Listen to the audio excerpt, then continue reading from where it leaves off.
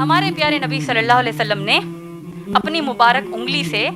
ریتی میں 4 لکیریں ڈالی اور صحابہ سے پوچھا، اے میرے صحابہ رضی اللہ تعالیٰ عنہم اجمعین، کیا جانتے ہو کہ یہ 4 لکیریں میں نے کیوں ڈالی؟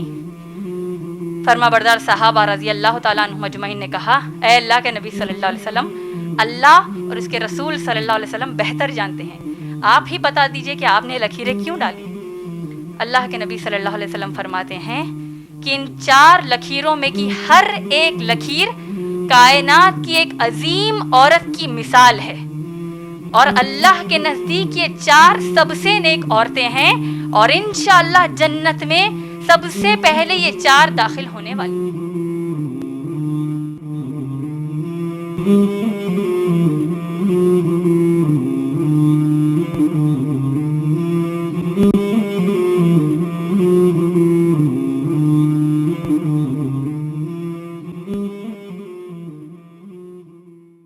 السلام علیکم ورحمۃ اللہ وبرکاتہ۔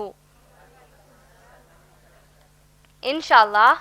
آج کے اس IREF پر منعقد ہونے والے خواتین کے اجتماع کی میں ناظمہ رہوں گی۔ یہ اجتماع IREF کے خواتین شعبے کی جانب سے منعقد کیا جا رہا ہے، اور انشاءاللہ آج کی طرح ہر بار ہفتے کے دن ایسا ہی اجتماع منعقد ہوتا رہے گا۔ تو آئیے سب سے پہلے ہم قرآن مجید کی چند آیات کی تلاوت اور ان کے مفہوم سے ہمارے اس اجتماع کی شروعات کرتے ہیں۔ تلاوت اور اس کا اردو مفہوم آپ سب کو IREF کی محترمہ قاریہ سنائیں گی۔ السلام علیکم ورحمۃ اللہ وبرکاتہ۔ میں شعبہ خواتین IREF کی جانب سے آپ سب کا استقبال کرتی ہوں اور اس نشست کی شروعات سورہ فاتحہ کی تلاوت اور مفہوم سے کرنے کی سعادت لیتی ہوں۔ اعوذ باللہ من الشیطان الرجیم، بسم اللہ الرحمن الرحیم، الحمد للہ رب العالمین، الرحمن الرحیم، مالک یوم الدین، ایاک نعبد و ایاک نستعین، اہدنا الصراط المستقیم، صراط الذین انعمت علیہم غیر المغضوب علیہم ولا الضالین، آمین۔ اللہ کی پناہ چاہتی ہوں شیطان مردود سے،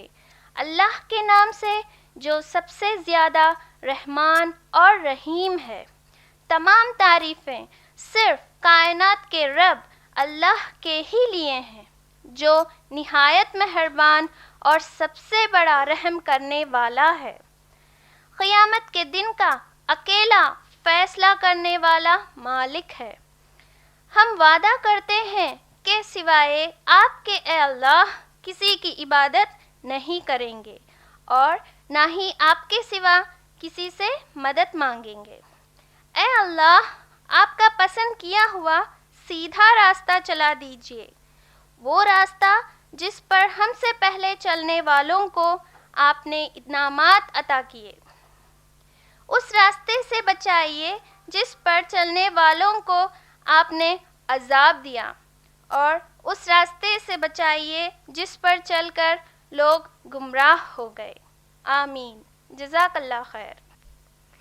انشاءاللہ اب میں جناب عمران کی سب سے چھوٹی بیٹی کو دعوت دیتی ہوں کہ وہ آئے اور اپنی مختصر سی تقریر دے۔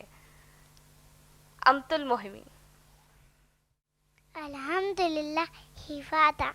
والصلاة والسلام علی من لا نبی پاتا وعلی آلہ وصحبہ اجمعین، اما بعد، اعوذ باللہ من الشیطان الرجیم، بسم اللہ الرحمن الرحیم۔ Respected Madam of Content and all the sisters in the audience, and welcome all of you with Islamic greetings. Assalamu alaikum rahmatullahi wa barakatuh. Meaning the peace, mercy and blessings of Almighty God, Allah subhanahu wa ta'ala, be on all of you. My topic of my talk is my Muhammad sallallahu alaihi wasallam. Muhammad sallallahu alaihi wasallam upon a Makkah. His father name was Abdullah. His mother name was Bibi Amina. Allah subhanahu wa ta'ala has sent many prophets. Prophet Muhammad sallallahu alaihi wasallam is our last prophet. Jazakallah khair. Assalamu alaikum wa rahmatullahi wa barakatuh.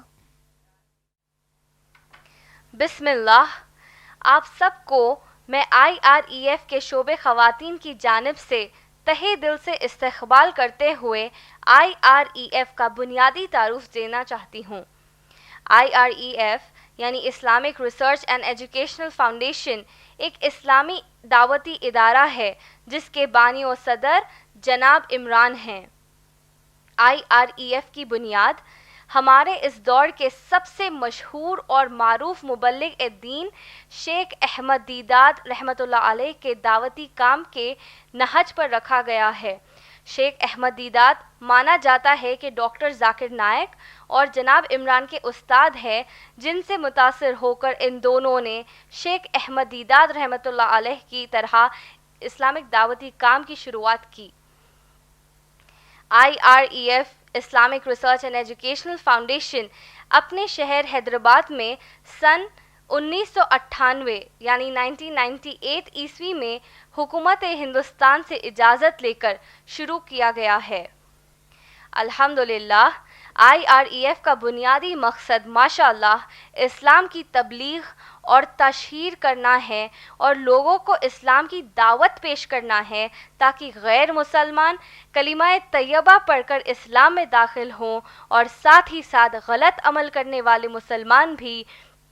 صحیح عمل کرے جو کہ قرآن اور حدیث بافہم اور منہج صحابہ اکرام رضی اللہ تعالی عنہم اجمعین ہو۔ ہر اتوار یعنی ہر سنڈے کو IREF پر مرد و خواتین کے لیے جناب عمران کا انگریزی میں اللہ کے 99 ناموں میں سے کسی ایک نام اور صفت پر دوپہر 3:30 بجے سے شام 5:30 بجے تک یعنی 3:30 PM سے 5:30 PM تک بیان ہوتا ہے، اور اس پہ غیر مسلم مرد اور خواتین بھی شرکت کرتی ہیں۔ ماشاءاللہ آج یعنی 16 جنوری سن 2016 عیسوی سے بروز ہفتہ سے صرف خواتین کے لیے بیانات کا سلسلہ شروع کیا جا رہا ہے۔ آپ کی ہر دل عزیز مقررہ محترمہ امت المتین کی اصل تقریر کے علاوہ خود میں بھی تقریر کیا کروں گی۔ محترمہ امت المتین جولائی 2005 عیسوی یعنی 2005 میں جناب عمران سے دوسری بیوی کی حیثیت سے نکاح کرنے کے بعد سے ہی اللہ کی طرف سے یہ ممکن ہو پایا کہ IREF کا ایک مکمل شعبہ خواتین قائم کیا جا سکے، جس کے ذریعے مخصوص توجہ کے ساتھ خواتین میں دین اسلام کی دعوت کے کام کیا جا سکے۔ الحمدللہ آج محترم امت المتین 5 بچوں کی ماں ہونے کے باوجود کبھی اس بات کا احساس نہیں ہونے دیتی اولاد یا گھریلو ذمہ داری ایک عورت کو دعوت دین کا کام انجام دینے سے رکا سکتی ہے۔ ماشاءاللہ جناب عمران کی طرح محترمہ امت المتین انگریزی اور اردو زبان میں تقاریر کرتی ہیں اور ان کے تقاریر کے ویڈیوز جناب عمران کے ویڈیوز کے ساتھ آپ لوگ یوٹیوب پر دیکھ سکتے ہیں۔ انشاءاللہ محترمہ امت المتین کی تقریر کے بعد آپ سب لوگ کو ان سے سوال و جواب کا موقع دیا جائے گا، تو آپ لوگ اس وقت ان سے اپنے سوالات کر سکتی ہیں، لیکن تقریر کے دوران نہیں کر سکتی۔ انشاءاللہ اب میں محترمہ امت المتین سے گزارش کرتی ہوں کہ وہ اپنے تقریر بعنوان اللہ کے نزدیک 4 سب سے نیک عورتوں پر اپنی بیان شروع کریں۔ محترمہ امت المتین۔ الحمدللہ وحدہ والصلاة والسلام علی من لا نبی بعدہ وعلی آلہ واصحابہ اجمعین۔ اعوذ باللہ من الشیطان الرجیم، بسم اللہ الرحمن الرحیم۔ وَإِذْ قَالَتِ الْمَلَائِكَةُ يَا مَرْيَمُ إِنَّ اللَّهَ اصْطَفَاكِ وَطَهَّرَكِ وَاصْطَفَاكِ عَلَى نِسَاءِ الْعَالَمِينَ۔ بسم اللہ الرحمن الرحیم۔ رب اشرح لی صدری ویسر لی امری واحلل عقدۃ من لسانی یفقہوا قولی۔ آج کی اس نشست کی ناظمہ سامعات میں موجود بزرگوں کا اور میری بہنوں کا میں اسلامی طریقے سے استقبال کرتی ہوں۔ السلام علیکم ورحمۃ اللہ وبرکاتہ، جس کا معنی ہے آپ سب پر اللہ سبحانہ و تعالیٰ کی سلامتی، رحمتیں اور برکتیں ہوں۔ میری آج کی تقریر کا عنوان ہے اللہ کے نزدیک 4 سب سے نیک عورتیں۔ سب سے پہلے میں اللہ سبحانہ تعالیٰ کا تہہ دل سے شکر ادا کرنا چاہتی ہوں، الحمدللہ، کیونکہ اللہ سبحانہ تعالیٰ نے ہم سب کو یہاں IREF کے نئے دفتر میں سب سے پہلی مرتبہ مخصوص خواتین کا پروگرام کرنے کی توفیق دی، اور اسی اعتبار سے میں آپ سب کا بھی شکریہ ادا کرنا چاہتی ہوں کہ آپ سب یہاں پر IREF کا یہ سب سے پہلا مخصوص خواتین کا پروگرام نئے IREF کے دفتر میں، اس میں آپ لوگ شرکت کرنے آئیں۔ اللہ سے دعا کرتی ہوں کہ اللہ ہم سب کو قرآن، محمد صلی اللہ علیہ وسلم کی سنت اور صحابہ اور صحابیات رضی اللہ تعالی عنہم اجمعین کے فہم اور منہج پر چلنے اور دوسروں کو اس پر چلنے کی دعوت دینے کی توفیق دیں، آمین۔ اور جو کچھ دنیاوی رکاوٹیں اس بیچ آتی ہیں، اللہ اس کو اپنی قدرت کے مطابق دور کر دیجیے، آمین۔ آج کا جو میرا عنوان ہے اللہ کے نزدیک 4 سب سے نیک عورتیں، ماشاءاللہ یہ عنوان بھی بڑا مبارک عنوان ہوگا، کیونکہ ہم سب سے پہلے اس عنوان پر غور و فکر اور اس کی تعلیمات پر عمل کرنے کی کوشش کریں گے، تاکہ ہم نہ صرف دنیا کے نزدیک سب سے اہم عورت بننا نہیں سیکھیں گے، بلکہ اللہ کے نزدیک کامیاب، اہم اور اللہ کے نزدیک نیک عورت کیسے بنے، اس کا ہم جائزہ لیں گے۔ میرا یہ عنوان لینے کا مقصد یہی ہے کہ آج جو ہم عورتیں دنیا کی کوئی بھی غیر اسلامی تہذیب، جیسے کہ آج کل کی مغربی تہذیب یعنی ویسٹرن سویلائزیشن وغیرہ سے متاثر ہو کر ہم اسلام کی تعلیمات سے دور جا رہی ہیں، جس کی وجہ سے ہم اپنے لیے خود پریشانیاں کھڑی کر رہی ہیں یا پھر کسی نہ کسی ظلم کا ہم شکار ہو رہی ہیں۔ آج کی میری تقریر کا مقصد یہی ہے کہ آج ہم مسلم عورتیں آج کی کسی دنیا کی کامیاب عورت، جس کو دنیا کامیاب کہتی ہے، اس کو جو ہم مثال کے طور پر لیتے ہیں، تو ایسا ہم بالکل نہ کریں، بلکہ اللہ کے نزدیک سب سے نیک جو ہیں اس کے جیسا ہم بن جائیں، ان سب کے جیسا ہم بن جائیں، آمین۔ آج کا جو میرا عنوان ہے اللہ کے نزدیک 4 سب سے نیک عورتیں، یہ عنوان کو سمجھنے سے پہلے میں آپ کو چند قرآن کی آیتیں بتانا چاہتی ہوں، جس سے کہ ہم کو آج کا عنوان سمجھ میں آئے گا۔ اگر ہم قرآن مجید پڑھتے ہیں، اللہ سبحانہ تعالیٰ انسانوں کی پیدائش، انسانوں کا وجود، اس کے بارے میں سورہ حجرات سورہ نمبر 49 آیت نمبر 13 میں فرماتے ہیں۔ اللہ فرماتے ہیں، اس آیت کا مفہوم یہ ہے، اے انسانوں، اللہ کہتے ہیں اللہ نے تم کو سب سے پہلی مرتبہ ایک مرد اور ایک عورت سے پیدا کیا اور تم سب کو بے شمار قبیلوں میں بانٹ دیا. اور اللہ کہتے ہیں ان اکرمکم عند اللہ اتقاکم. اللہ نے جیسے کہ کئی مرد اور عورت دنیا میں پیدا کر دی ہے ماشاء اللہ، لیکن اللہ فرماتے ہیں کہ اللہ کے نزدیک سب سے پسندیدہ بندہ یا بندی کون ہے؟ چاہے وہ بندہ یا بندی کسی بھی خاندان سے ہو، چاہے وہ بندہ یا بندی دنیا کے کسی کونے میں رہتا ہو یا رہتی ہو، لیکن صرف اللہ سے ڈرتا ہو. اور اللہ ہر چیز کی خبر رکھتے ہیں. اسی طریقے سے اللہ سبحانہ تعالیٰ نے ہم انسانوں کو اپنی زندگی کا مقصد بتایا، جس کا ذکر قرآن مجید میں سورہ زاریات سورہ نمبر 51 آیت نمبر 56 میں ہے. اللہ فرماتے ہیں اعوذ باللہ من الشیطان الرجیم بسم اللہ الرحمن الرحیم وما خلقت الجن والانس الا لیعبدون. اللہ فرماتے ہیں اس آیت کا مفہوم یہ ہے کہ ہم نے جنوں اور انسانوں کو کسی اور مقصد کے لیے پیدا ہی نہیں کیا سوائے اس کے کہ وہ صرف میری عبادت کریں. اور ماشاءاللہ اللہ کی عبادت کرنے کے لیے اللہ نے ہم سب کے لیے سب سے بہترین مثال بنایا ہمارے پیارے محمد الرسول اللہ صلی اللہ علیہ وسلم کو. اور اللہ سبحانہ تعالیٰ نے محمد صلی اللہ علیہ وسلم کو جو سب سے بہترین مثال بنایا، اس کا ذکر قرآن میں سورہ احزاب سورہ نمبر 33 آیت نمبر 21 میں آیا ہے. آج کا جو میرا عنوان ہے اللہ کے نزدیک 4 سب سے نیک عورتیں. یہ عنوان ہمارے پیارے نبی محمد صلی اللہ علیہ وسلم کی ایک حدیث پر مبنی ہے،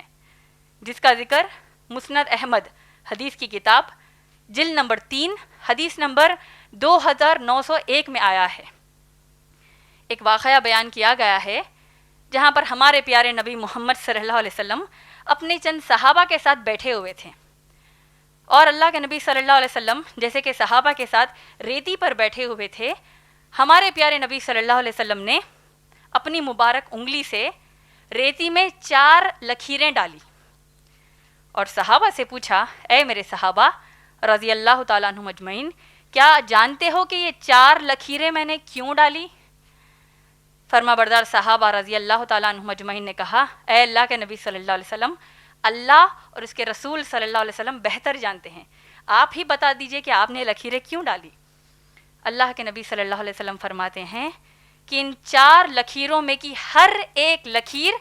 کائنات کی ایک عظیم عورت کی مثال ہے، اور اللہ کے نزدیک یہ 4 سب سے نیک عورتیں ہیں، اور انشاءاللہ جنت میں سب سے پہلے یہ 4 داخل ہونے والی ہیں. ان 4 عورتوں کا نام، نیک عورتوں کا نام جو ہم سب عورتوں کے لیے مثال ہیں، وہ 4 عورتوں کے نام کیا ہے؟ خدیجہ بنت خویلد رضی اللہ تعالی عنہا، فاطمہ بنت محمد رضی اللہ تعالی عنہا صلی اللہ علیہ وسلم، مریم بنت عمران علیہ السلام، اور آسیہ بنت مزاحم علیہ السلام. انشاءاللہ آج میں اپنی تقریر میں ان 4 اللہ کے نزدیک سب سے نیک عورتوں کی سیرت کے چند اہم پہلو بتاؤں گی تاکہ ہم بھی انشاءاللہ ان کے طرح اللہ کے نزدیک نیک ہو جائیں. آمین. ان 4 نیک اللہ کے نزدیک عورتوں کی سیرت بیان کرنے سے پہلے میں آپ کو یہ بتا دوں کہ میں اپنی تقریر میں ان 4 نیک عورتوں کو تاریخی ترتیب یعنی کرونالوجی کے مطابق بیان کروں گی. تو اس کا مطابق یہ ہوگا کہ سب سے پہلے نمبر پر آئیں گی آسیہ علیہ السلام، پھر آئیں گی مریم علیہ السلام، پھر آئیں گی خدیجہ رضی اللہ تعالی عنہا، اور پھر فاطمہ رضی اللہ تعالی عنہا. تو آئیے سب سے پہلے بتا دوں سیرت آسیہ علیہ السلام کے بارے میں. آسیہ علیہ السلام کے بارے میں ہم عورتیں جو عام طور پر جانتی ہیں وہ یہی ہے کہ آسیہ علیہ السلام فرعون کی بیوی تھیں. انہوں نے موسیٰ علیہ السلام کو دریائے نیل سے اٹھا کر اپنے محل میں پال پوس کر بڑا کیا، اور ایسے ہی چند دوسری باتیں ہم جانتی ہیں جس سے ہم کو اس بات کا اندازہ نہیں ہوتا کہ آسیہ علیہ السلام اللہ کے نزدیک نیک بندی کیسے بنی.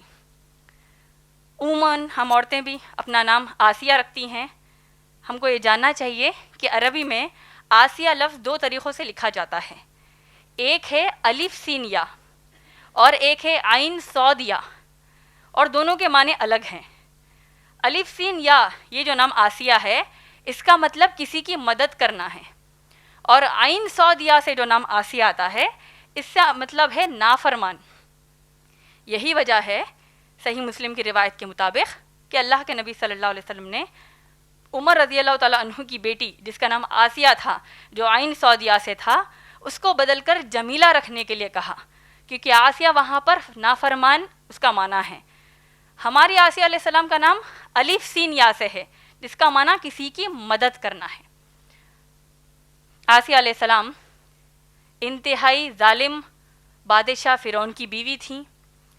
اب بادشاہ کی بیوی ہونے کی حیثیت سے ان کا گزارا بڑے عالیشان محل میں عیش و آرام میں ہوا، لیکن ان کی زندگی کا آخری وقت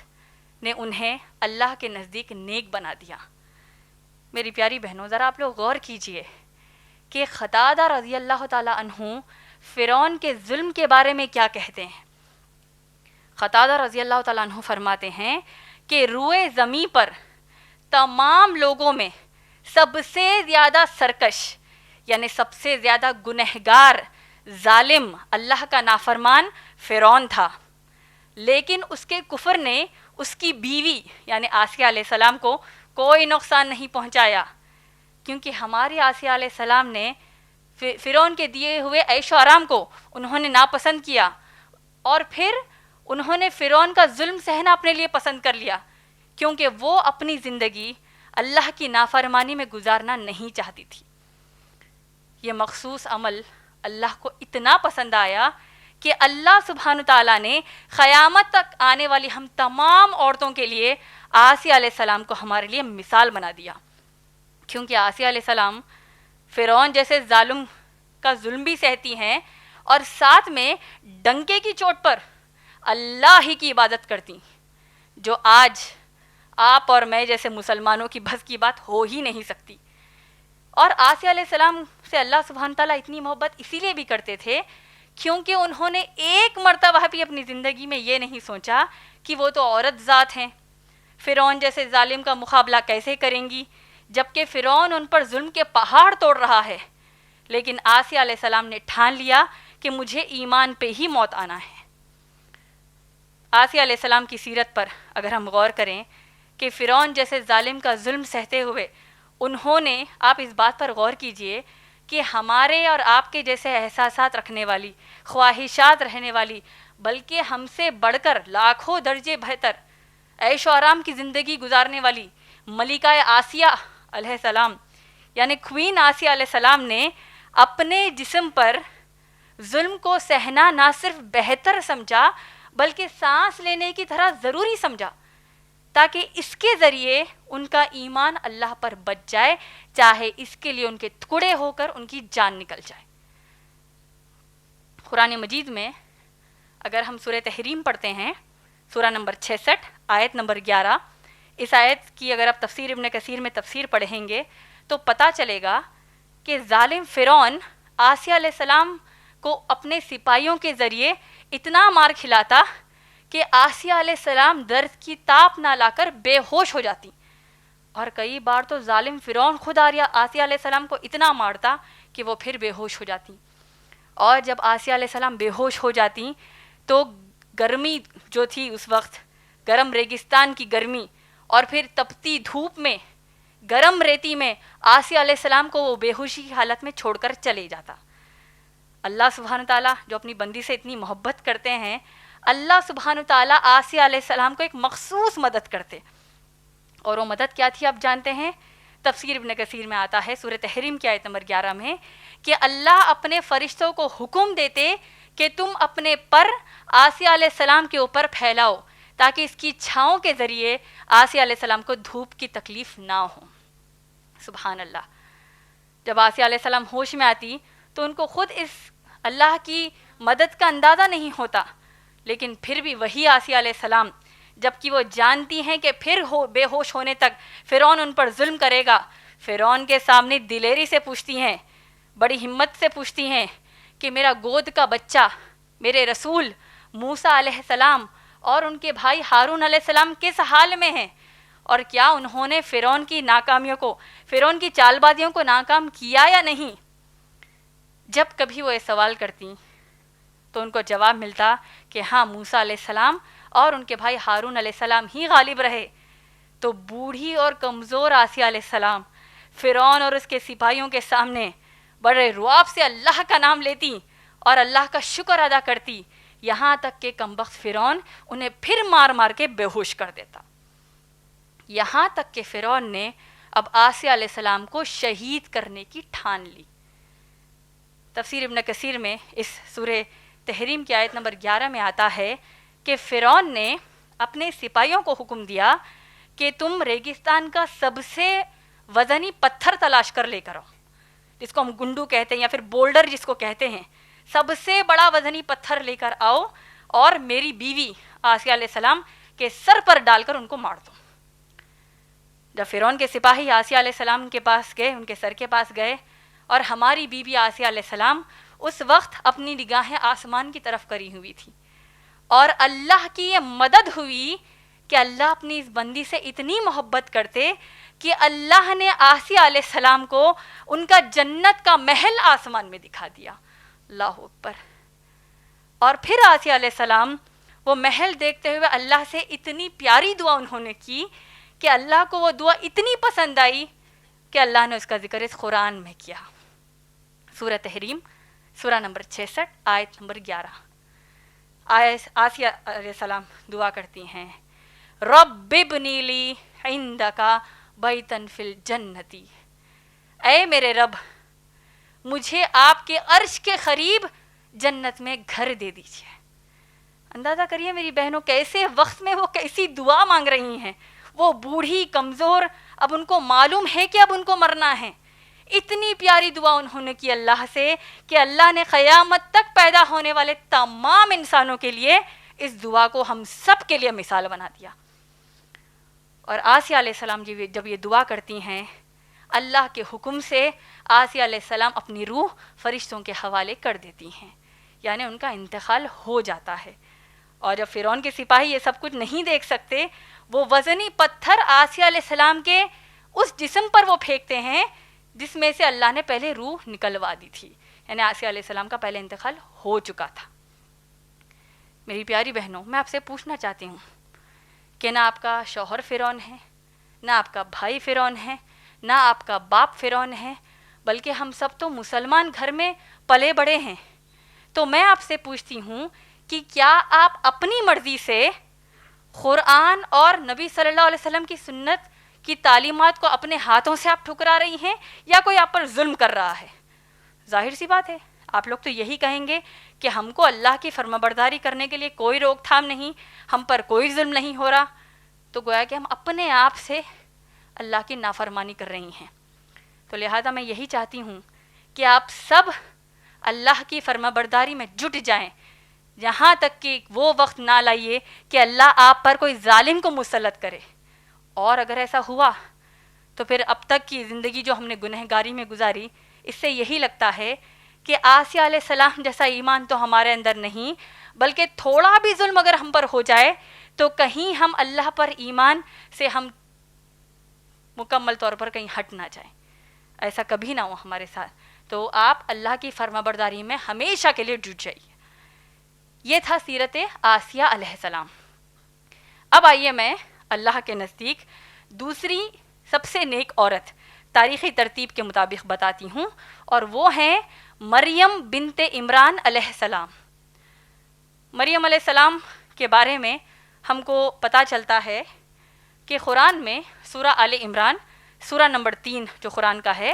اور قرآن کا سورہ نمبر 19 جو خود سورہ مریم کہلاتا ہے، اس میں مریم علیہ السلام کی سیرت کے اہم پہلو موجود ہیں۔ مریم علیہ السلام کی والدہ نے اللہ سے دعا کی کہ اے اللہ مجھے ایک نیک مرد بچہ عطا کریے تاکہ میں اپنے اس بچے کو بیت المقدس کی خدمت کے لیے وقف کر دوں۔ اللہ کا حکم یہ ہوا کہ اللہ نے لڑکا نہیں دیا بلکہ لڑکی دی، اور وہ لڑکی کوئی اور نہیں بلکہ ہماری مریم علیہ السلام ہے۔ مریم علیہ السلام کی پیدائش کے بعد سے ہی ان کی پرورش کی ذمہ داری ان کے خالو زکریا علیہ السلام کو سونپ دی گئی، اور ہم یہ دیکھتے ہیں کہ زکریا علیہ السلام، ان کے گھر والے، یہ لوگ یہ بات بالکل واضح طور پر جان چکے تھے کہ مریم علیہ السلام پر اللہ کی جانب سے جو نشانیاں ظاہر ہوتی، وہ لوگ سمجھ چکے تھے کہ یہ کوئی معمولی لڑکی نہیں ہے، بلکہ یہ اللہ کی بڑی خاص بندی ہے. کیونکہ جب کبھی زکریا علیہ السلام مریم علیہ السلام سے صبح کے وقت ملنے جاتے تو مریم علیہ السلام کے تکیے کے نیچے یا پھر محراب میں تازہ اور خوشبودار میوے دیکھتے، اور وہ میوے بھی ایسے میوے ہوتے کہ وہ کسی دوسرے موسم کے ہوتے اور اس موسم کے نہیں ہوتے جب رکھوا دیے گئے تھے، کیونکہ اللہ کا خاص کرم تھا مریم علیہ السلام کے. اللہ سبحانہ تعالیٰ فرشتوں کے ذریعے مریم علیہ السلام کے پاس وہ میوے پہنچا دیتے. اس کا مطلب یہ ہوا، یعنی دوسرے موسم کے میوے ہوتے، اس کا مطلب یہ ہے کہ اگر سرما کا موسم ہے یعنی ونٹر سیزن ہے تو گرما کے موسم کے میوے ہوتے، اور گرما کا موسم ہوتا تو سرما کے موسم کے میوے ہوتے. اب جب ہماری مریم علیہ السلام اتنے بہترین ماحول میں پرورش پا رہی ہیں، ان کو اس بات کا بالکل اندازہ نہیں تھا کہ ان کو ان کی جوانی میں اللہ کس آزمائش سے گزاریں گے، اور کتنا پیارا بیٹا ہوگا ان کا، اور کتنا عظیم رسول ان کو اللہ بیٹے کے طور پر عطا کریں گے. مریم علیہ السلام کی پرورش کو دیکھ کر، مریم علیہ السلام کا جو اللہ پر ایمان تھا، اس کو دیکھ کر زکریا علیہ السلام، ان کے خالو جو خود ایک اللہ کے نبی ہیں، وہ اس قدر متاثر ہوئے کہ انہوں نے اللہ سے، جبکہ وہ ضعیفی کی عمر کو پہنچ چکے تھے، انہوں نے اللہ سے نیک لڑکے کی دعا کی، اور اللہ نے ان کو یحییٰ علیہ السلام بیٹے کے طور پر دیا، جو بعد میں اللہ کے ایک نبی بنے، جس کے بارے میں یعنی یحییٰ علیہ السلام کے بارے میں محمد صلی اللہ علیہ وسلم فرماتے ہیں کہ آدم علیہ السلام سے لے کر قیامت تک آنے والے انسانوں میں اللہ کے نزدیک سب سے نیک اور پاک دامن یحییٰ علیہ السلام ہے. اب مریم علیہ السلام کو اتنا پیارا ماحول، اتنی پیاری پرورش مل رہی ہے، اور ان کو ماشاءاللہ مریم اسی لیے بھی کہا گیا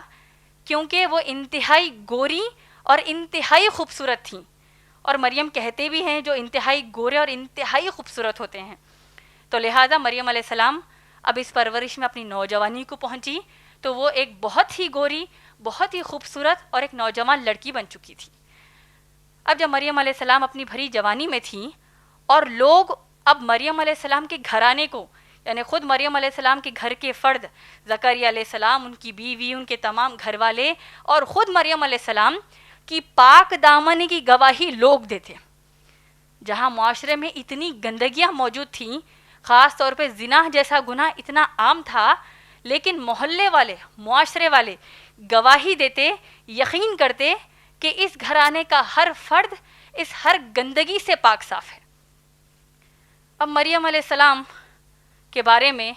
لوگ اپنی بیٹیوں کو نصیحتیں کرتے، لوگ اپنے مریم علیہ السلام کی پاک دامنی کی مثال لوگوں کو دیتے، اپنی بیٹیوں کو دیتے. اب اس پورے ماحول میں اللہ کی طرف سے مریم علیہ السلام کے پاس چند فرشتے آئے اور مریم علیہ السلام کو خوشخبری دی کہ آپ کو ایک بیٹا اللہ کے دینے والے ہیں، آپ حمل سے ہونے والی ہیں، آپ کو اللہ سبحانہ تعالیٰ ایک بڑا ہی نیک بیٹا دینے والے ہیں. مریم علیہ السلام، معصوم مریم علیہ السلام نے جب پوچھا کہ مجھے لڑکا کیسے ہوگا جبکہ میری شادی نہیں ہوئی اور میں نے اپنی زندگی میں کبھی کسی مرد کو میرے قریب آنے نہیں دیا، فرشتوں نے بڑا پیارا جواب دیا. فرشتوں نے کہا فَإِذَا قَضَىٰ أَمْرًا فَإِنَّمَا يَقُولُ لَهُ كُن فَيَكُن. جب اللہ کسی چیز کا ارادہ کر لیتے ہیں تو بس کہتے ہیں ہو جا، اور وہ چیز ہو جاتی ہے. فرشتوں نے مریم علیہ السلام کو کہا کہ آپ کے بیٹے کو اللہ سبحانہ تعالیٰ پیدائش سے ہی اپنا رسول بنا کر بھیجیں گے. آپ کا بیٹا پیدائش سے ہی بڑے لوگوں کی طرح بات چیت کرے گا، آپ کا بیٹا لوگوں کو توحید کی دعوت دے گا، اور دیگر باتیں فرشتوں نے مریم علیہ السلام کو سنائیں. آپ لوگ غور کیجئے کہ اس پورے واقعے میں مریم علیہ السلام پر کیا آزمائش گزری ہوگی. اس کی مثال دے دیتی ہوں. آپ میں سے جو یہاں پر شادی شدہ نہیں ہیں وہ اچانک سے اپنے گھر والوں کے بیچ میں جائیں اور محلے والوں کے بیچ میں جا کر کہیں کہ میں پریگننٹ ہوں، میری شادی نہیں ہوئی اور میں پریگننٹ ہوں، اور آپ اپنے تمام لوگوں سے کٹ کر حمل کے پورے 9 مہینے گزار کے اب بچے کو اپنے گھر والوں اور محلے والوں کے بیچ میں آپ لے کر آئیں، تو لوگ کیا باتیں نہیں کریں گے، کتنی گندی باتیں نہیں کریں گے. پھر آپ کیا رد عمل کی توقع رکھیں گے، کیا ری ایکشن ایکسپیکٹ کریں گے. لوگ تو گندی ہی باتیں کریں گے. تو اب سوچئے مریم علیہ السلام کو جب یہ خوشخبری اللہ کی طرف سے ملی کہ آپ کو بیٹا ہونے والا ہے، ہماری فرما بردار مریم علیہ السلام جب ان کو پتہ چل گیا کہ ان کو یہ اولاد ہونے والی ہے، اللہ نے کہا کہ اپنی بستی والوں سے کٹ کر، خاندان والوں سے کٹ کر حمل کے 9 مہینے گزارو. اللہ آپ کے رزق اور آپ کی حفاظت کی ذمہ داری لیتے ہیں. اور جب بچے کو اپنے محلے والوں میں لے کر جاؤ اور جب کوئی پوچھے کہ یہ کیا ہو گیا تو بس بچے کی طرف اشارہ کر دے گا. انہوں نے بچے کی طرف اشارہ کر دیا اور اللہ کی مدد سے یہ معجزہ ہوا کہ اللہ نے عیسیٰ علیہ السلام کو پیدائش سے ہی اپنی ماں کی پاک دامنی کی گواہی دلوائی. اور بچے نے کہا میں اللہ کا بندہ ہوں، میں تمہارے لیے رسول بنا کر بھیجا گیا. اللہ نے مجھے تورات زبور سکھائی، مجھے انجیل عطا کی، اللہ نے مجھے زکوٰۃ دینے کا حکم دیا، نماز ادا کرنے کا حکم دیا اور اپنی ماں سے نرمی سے پیش آنے کا حکم دیا. تو یہ تھا مختصر میں سیرت مریم علیہ السلام کے بارے میں. اور جب لوگ اس سیرت پر اگر آپ غور کریں گے کہ جب لوگ اتنا سب سننے کے بعد، اتنا بڑا معجزہ عیسیٰ علیہ السلام نے جب بتایا، اس کے باوجود گنہگار یہودی مریم علیہ السلام کو اتنی گندی گندی ان پر تہمتیں باندھتے کہ نعوذ باللہ کہتے ہوئے بھی ڈر لگتا ہے. وہ لوگ عیسیٰ علیہ السلام کو ابن الزنا کہتے ہیں، استغفر اللہ. یعنی مریم علیہ السلام کے زنا سے پیدا ہونے والی اولاد عیسیٰ علیہ السلام، نعوذ باللہ. آپ سوچئے کہ ایک عام پاک دامن عورت اگر ایسے کوئی الفاظ سنے گی تو وہ تو خودکشی کر لے گی. لیکن یہاں بات کر رہے ہیں ہم مریم علیہ السلام کی، جبکہ مریم علیہ السلام کی پاک دامنی کی گواہی اللہ نے قرآن میں دی. سورہ آل عمران سورہ نمبر 3 آیت نمبر 42 میں اللہ کہتے ہیں اعوذ باللہ من الشیطان الرجیم بسم اللہ الرحمن الرحیم وَإِذْ قَالَتِ الْمَلَائِكَةُ يَا مَرْيَمُ إِنَّ اللَّهَ اصْطَفَاكِ وَطَهَّرَكِ وَاصْطَفَاكِ عَلَى النِّسَاءِ الْعَالَمِينَ. اور فرشتوں نے کہا اے بی بی مریم، اللہ نے آپ کو کائنات کی تمام عورتوں میں فضیلت بخشی اور اللہ نے آپ کو تمام کائنات کی عورتوں میں سب سے زیادہ پاک دامن بنایا. اللہ کے نبی صلی اللہ علیہ وسلم مریم علیہ السلام کی پاک دامنی کے تعلق سے فرماتے ہیں حدیث میں کہ جب کبھی انسان کا بچہ پیدا ہوتا ہے شیطان اسے چمٹی لیتا ہے، یہی وجہ ہے کہ بچہ روتا ہے. اور اللہ کے نبی صلی اللہ علیہ وسلم فرماتے ہیں کہ عیسیٰ علیہ السلام اور ان کی والدہ یعنی مریم علیہ السلام کو ان کی پیدائش کے وقت شیطان چمٹی لینے میں ناکام رہا. اسی طریقے سے مریم علیہ السلام کی بڑی اہم فضیلت یہ بھی رہی کہ محمد صلی اللہ علیہ وسلم نے فرمایا کہ جنت کی عورتوں کی سردار ان کی لخت جگر بیٹی فاطمہ رضی اللہ تعالی عنہا ہیں، سوائے مریم علیہ السلام کے. اب آئیے میں آپ سب کو اللہ کے نزدیک تیسری سب سے نیک عورت تاریخی ترتیب کے مطابق بتاؤں، اور وہ ہیں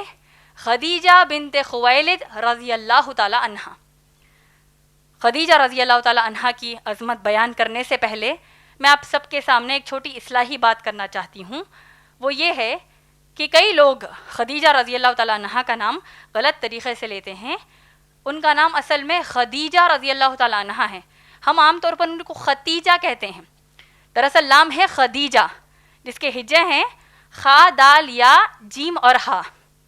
اور اگر انگلش میں لکھنا ہے تو ہوگا KHA یا پھر QHADIJAH. اب خدیجہ رضی اللہ تعالیٰ عنہ کی عظمت اگر میں بتانے بیٹھ جاؤں تو پھر کئی مہینے یا سال نکل جائیں گے، لیکن ان کی عظمت کا حق میں ادا نہیں کر پاؤں گی، یہ ہم میں سے کوئی نہیں کر پائے گا. خدیجہ رضی اللہ تعالیٰ عنہ اللہ کی وہ محبوب بندی ہے، وہ خوش نصیب بندی ہے جس کو اللہ نے خود محبوب رکھا اور اللہ جس سے سب سے زیادہ محبت کرتے ہیں یعنی محمد الرسول اللہ صلی اللہ علیہ وسلم کی سب سے زیادہ محبت والی بیوی ان کو بنایا. ہم سب جانتے ہیں خدیجہ رضی اللہ تعالیٰ عنہا ایک خود مختار، سیلف میڈ، انتہائی پیسے والی اور اس دور کی کامیاب ترین تاجرہ تھیں یعنی بزنس وومن تھیں. مکے کے لوگ خدیجہ رضی اللہ تعالیٰ عنہا کے بارے میں ان کا ماشاءاللہ اتنا ذکر کرتے، ان کی اتنی عزت کرتے کیونکہ خدیجہ رضی اللہ تعالیٰ عنہ کی پاک دامنی، ان کی امانت داری، ان کا خیر خیرات کرنے کا جذبہ، ان کی شرافت لوگوں میں ان کو بڑا ہی مشہور اور عزت والا بنا چکا تھا۔ خدیجہ رضی اللہ تعالیٰ عنہ محمد صلی اللہ علیہ وسلم سے نکاح سے پہلے وہ 2 بار بیوہ ہو چکی تھیں، اور چند تاریخی روایتوں میں آتا ہے کہ وہ 1 بار بیوہ اور 1 بار مطلقہ تھیں۔ اب جب اتنی بڑی تجارت کی وہ مالکہ ہیں، اتنی بڑے بزنس امپائر کی وہ ملکہ ہیں، تو پھر ان کو کئی مرتبہ اپنے مرد غلاموں اور نوکروں پر بھروسہ کرنا پڑتا، اور کئی بار یہ بے وفا مرد غلام اور نوکر ان کو بزنس میں ان کے نقصان کر دیتے۔ لہذا خدیجہ رضی اللہ تعالیٰ عنہ ایک بڑے ہی امانت دار اور شریف ملازم کی تلاش میں تھی۔ اللہ سبحانہ تعالیٰ نے خدیجہ رضی اللہ تعالیٰ عنہ کو محمد صلی اللہ علیہ وسلم کو اپوائنٹ کرنا، یعنی محمد صلی اللہ علیہ وسلم کو کاروبار کی ذمہ داری سونپنے کا مقدر کر دیا۔ اور اب اس کے بعد کیا پوچھنا، خدیجہ رضی اللہ تعالیٰ عنہ محمد صلی اللہ علیہ وسلم کی شرافت، ان کی سچائی، ان کی امانت داری، ان کا انداز تجارت، وہ اتنا متاثر ہو گئیں کہ انہوں نے اپنی دوست نفیسہ کو ابو طالب کے پاس محمد صلی اللہ علیہ وسلم سے رشتے کا پیغام پہنچا دیا، بلا یہ سوچے کہ محمد صلی اللہ علیہ وسلم خدیجہ رضی اللہ تعالیٰ عنہ سے 15 سال کے چھوٹے ہیں۔ ابو طالب نے رشتہ قبول کر لیا، اور ماشاءاللہ محمد صلی اللہ علیہ وسلم کا سب سے پہلا نکاح خدیجہ رضی اللہ تعالیٰ عنہ سے ہوا، جبکہ نکاح کے وقت محمد صلی اللہ علیہ وسلم کی عمر صرف 25 سال تھی، اور خدیجہ رضی اللہ تعالیٰ عنہ کی عمر نکاح کے وقت 40 سال کی تھی۔ ماشاءاللہ نکاح ہونے کے بعد اب محمد صلی اللہ علیہ وسلم خدیجہ رضی اللہ تعالیٰ عنہ کی تجارت کے مکمل نگرانکار بن چکے تھے، اور نکاح کے صرف 8 سے 10 سال میں خدیجہ رضی اللہ تعالیٰ عنہ کا کاروبار اتنے بڑے پیمانے پر پھیلا اور اتنا فائدہ ملا کہ خود خدیجہ رضی اللہ تعالیٰ عنہ اور مکے کے دوسرے تاجروں کے بس کی بات ہی نہیں تھی، انہوں نے ایسا کبھی سوچا ہی نہیں۔ ماشاءاللہ اللہ نے اب اتنا نواز دیا تھا کہ محمد صلی اللہ علیہ وسلم خدیجہ رضی اللہ تعالیٰ عنہ اور ان کی نسلیں اب صرف بیٹھ کر کھا سکتے تھے، کیونکہ خدیجہ رضی اللہ تعالیٰ عنہ کو محمد صلی اللہ علیہ وسلم سے جو اولاد ہوئی، اور جو ماشاءاللہ پورا ایک ماحول گھر میں بنا ہوا تھا، بڑی امیری، بڑی خوشحالی کا ماحول بنا ہوا تھا، لیکن ہمارے نبی صلی اللہ علیہ وسلم کو مکے کے اندر ہونے والے گناہ اور گنہگاروں کا ماحول دے کر گھٹن محسوس ہونے لگی، یہاں تک کہ انہوں نے اپنی بیوی، پیاری بیوی خدیجہ رضی اللہ تعالیٰ عنہ سے کہا، اے میری بیوی خدیجہ رضی اللہ تعالیٰ عنہ، میں مکے کے اس ماحول میں گھٹن محسوس کرتا ہوں، تو لہٰذا میں اپنا وقت اکیلے میں گزارنا چاہتا ہوں، اور ابراہیم اور اسماعیل علیہ السلام کے رب کو یاد کر کے سکون محسوس کرنا چاہتا ہوں۔ یقیناً خدیجہ رضی اللہ تعالیٰ عنہ ایک بڑی ہی امانت دار، پاک دامن اور فرمانبردار بیوی تھیں، انہوں نے فوری ہاں کر دی،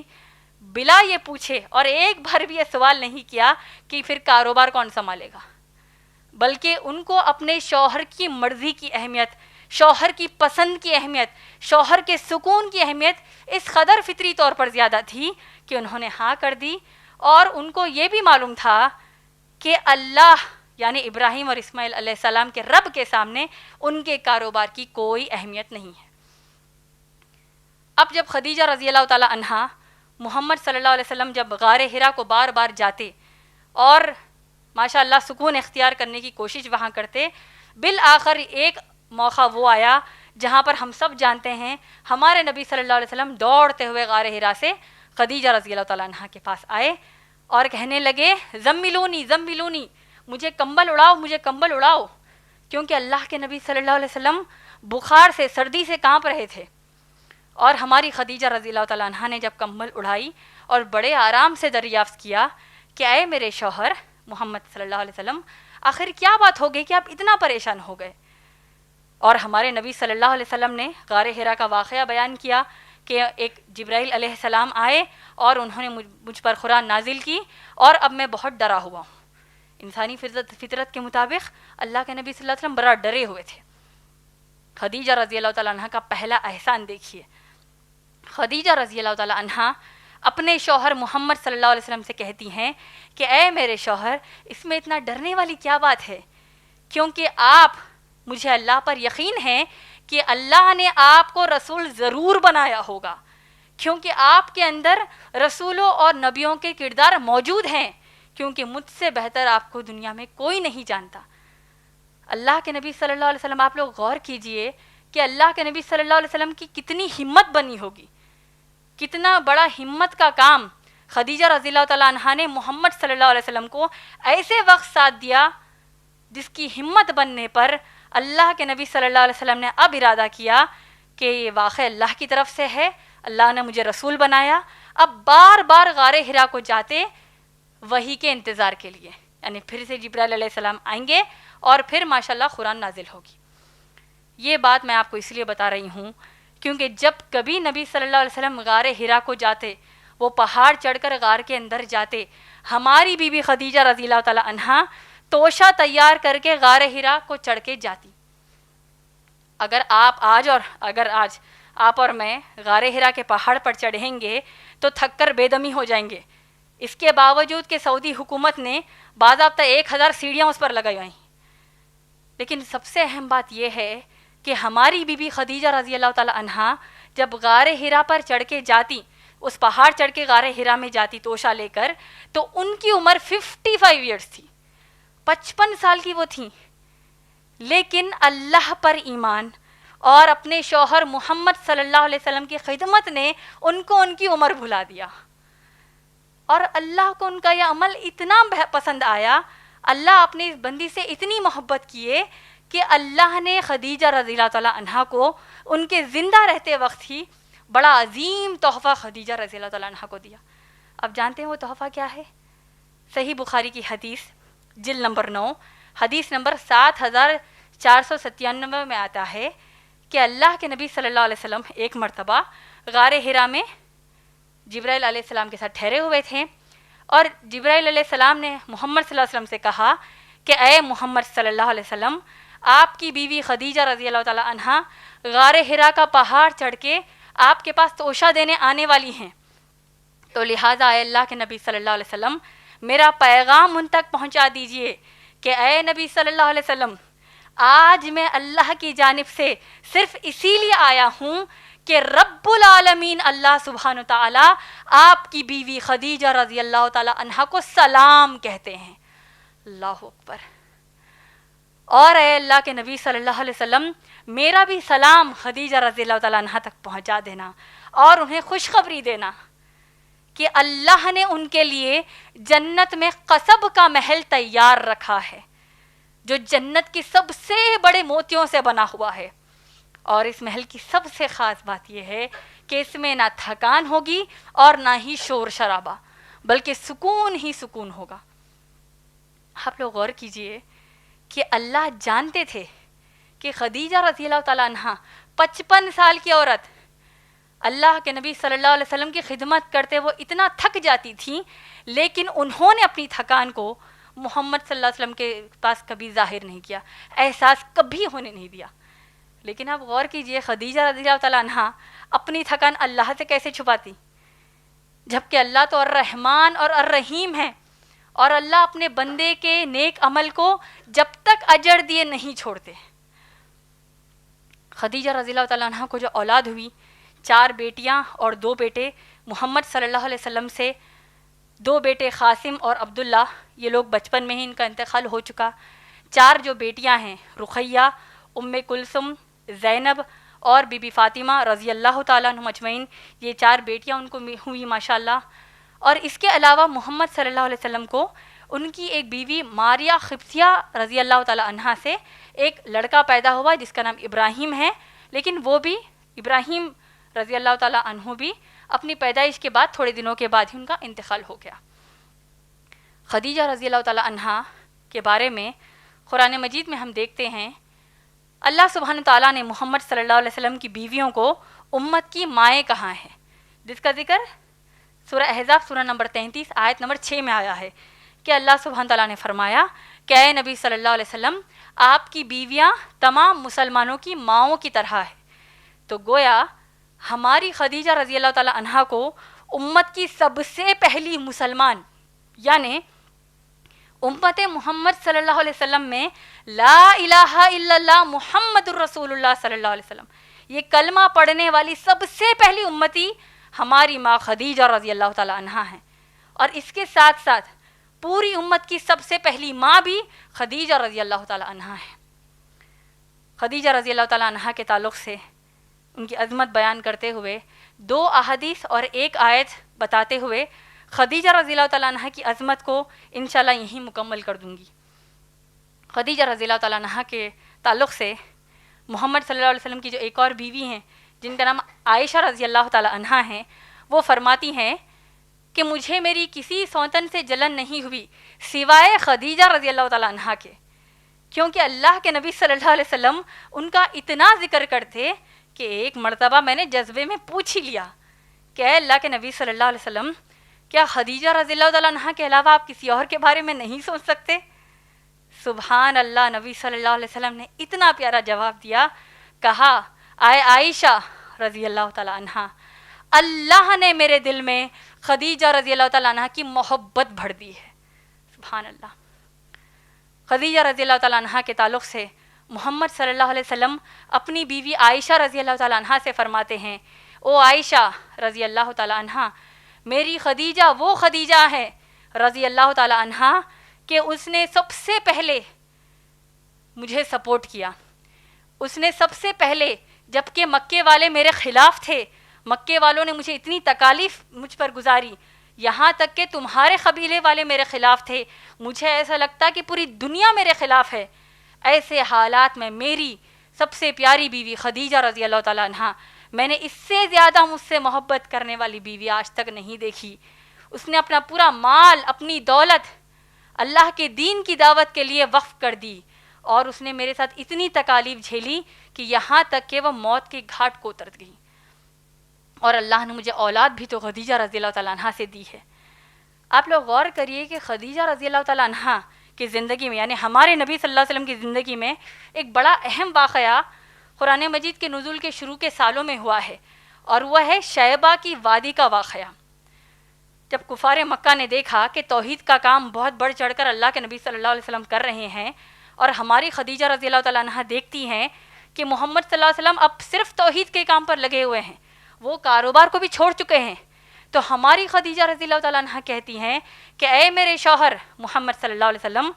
आप इस तौहीद की दावत के काम के लिए जो कुछ मेरी तिजारत से, कारोबार से अब तक कमाई हुई है, उसे अल्लाह की तौहीद के लिए वक्फ कर दीजिए, और आप भी प्लीज़ इसको इस्तेमाल करिए। ये वो जज्बा खदीजा रज़ी अल्लाह ताला अन्हा का था। यहाँ तक के कुफ़ार मक्का मोहम्मद सल्लल्लाहु अलैहि वसल्लम, खदीजा रज़ी अल्लाह ताला अन्हा, उनके तमाम बच्चे और अबू तालिब के दूसरे घर वालों को शैबा की वादी में हिसार कर दिया था, यानी घेर लिया था, ताकि कोई खाने पीने की चीज़ इन तक ना पहुँचे। आप लोग तहज्जुब करेंगे जानकर कि हमारे प्यारे नबी सल्लल्लाहु अलैहि वसल्लम, खदीजा रज़ी अल्लाह ताला अन्हा और उनके बच्चे पत्ते खाकर गुजारा करते, लेकिन खदीजा रज़ी अल्लाह ताला अन्हा ने इतने सख्त तकालीफ़ में एक मर्तबा भी अपने चेहरे पर उन्होंने मुस्कुराहट को नहीं छोड़ा, और बार बार मोहम्मद सल्लल्लाहु अलैहि वसल्लम से कहती कि अल्लाह हमारी मदद ज़रूर करेंगे, और ऐ मेरे शौहर, मेरे प्यारे नबी सल्लल्लाहु अलैहि वसल्लम, आप हक़ पर हैं। यहाँ तक कि मोहम्मद सल्लल्लाहु अलैहि वसल्लम फरमाते हैं कि शैबा की वादी की तकालीफ़ से मेरी खदीजा रज़ी अल्लाह ताला अन्हा बीमार हो चुकी, यहाँ तक कि वो अल्लाह को प्यारी हो गई। अल्लाह के नबी सल्लल्लाहु अलैहि वसल्लम ने जब देखा कि खदीजा रज़ी अल्लाह ताला अन्हा का इंतकाल हो गया, वो इस कदर गमज़दा हो गए कि बहुत ही ज़्यादा खामोश रहने लगे। इससे अंदाज़ा करिए मेरी बहनों कि खदीजा रज़ी अल्लाह ताला अन्हा कितनी खुशनसीब थी कि अल्लाह ने तो मोहब्बत की, साथ में मोहम्मद सल्लल्लाहु अलैहि वसल्लम ने भी मोहब्बत की, सबसे बढ़कर अल्लाह ने की और मोहम्मद सल्लल्लाहु अलैहि वसल्लम ने की। अल्लाह सुब्हान ताला ने मोहम्मद सल्लल्लाहु अलैहि वसल्लम को सूरह तौबा सूरह नंबर 9 आयत नंबर 100 में एक बहुत ही अहम खुशखबरी दी, और वो क्या है? अल्लाह के नबी सल्लल्लाहु अलैहि वसल्लम को अल्लाह ने फरमाया कि तमाम सहाबा और सहाबियात से अल्लाह राज़ी हैं। इसीलिए जब हम सहाबा कहते हैं तो कहते हैं रज़ी अल्लाह ताला अन्हु, और सहाबिया का नाम लेते हैं तो कहते हैं रज़ी अल्लाह ताला अन्हा। तो इसका आप माना जानते हैं। एक मखसूस बात इस आयत में यह है कि अल्लाह सुब्हान ताला के पास सबसे ऊंचा मुकाम इन तमाम सहाबा सहाबियात में उन सहाबा सहाबियात का है जिन्होंने सबसे पहली मर्तबा अल्लाह और मोहम्मद सल्लल्लाहु अलैहि वसल्लम के पास ईमान ले आए, और इसी तरतीब से बाद वालों को ऊंचा मकाम दिया गया। इसका मतलब ये हुआ कि अल्लाह के नज़दीक मोहम्मद सल्लल्लाहु अलैहि वसल्लम के बाद सबसे ज़्यादा ऊंचा मुकाम, सबसे अजीम हमारी बीबी खदीजा रज़ी अल्लाह ताला अन्हा है। अब आइए मैं आप सबको अल्लाह के नज़दीक चौथी सबसे नेक बंदी तारीख़ी तरतीब के मुताबिक बताऊं,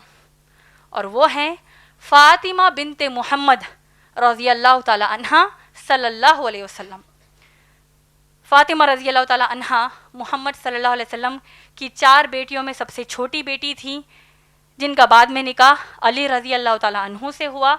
और जिनके 2 बेटे हसन और हुसैन रज़ी अल्लाह ताला अन्हु मोहम्मद सल्लल्लाहु अलैहि वसल्लम जिनसे बेतहाशा मोहब्बत करते थे।